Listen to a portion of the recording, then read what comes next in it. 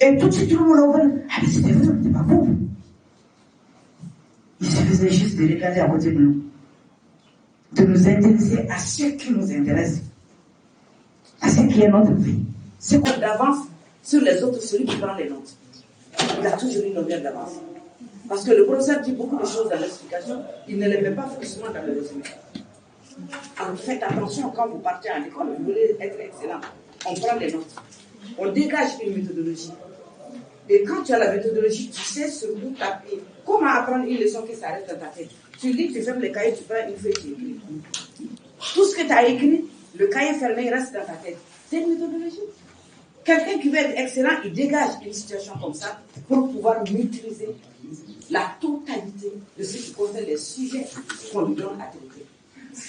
Parce qu'en fin de compte, quand tu ne le fais pas, tu restes sur tout ce que tu as appris à l'école, tu donnes exactement les réponses qui sont dans ton cahier. Moi, je dis, tu es excellent, mais il manque quand même quelque chose. La culture personnelle manque dans cela. Parce que tu n'as fait que redonner ce qu'on t'a donné en classe. Alors qu'on demande plus pour être excellent. Alors, ce que vous devez faire aujourd'hui, je sais que chacun a un téléphone. Chacun peut aller où il veut, il peut voyager dedans, il peut rire et sourire. Essayez le minimum possible. Je dis bien le minimum possible. De tirer quelque chose de vos téléphones-là qui puisse vous servir demain. De voir l'avenir différemment. Et de savoir lire entre les lignes.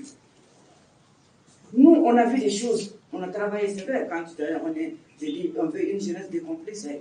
Mais nous faisons partie peut-être de cette vieillesse-là aussi qui est décomplexée. On n'a pas de problème. Je suis enseignante, on m'a appris.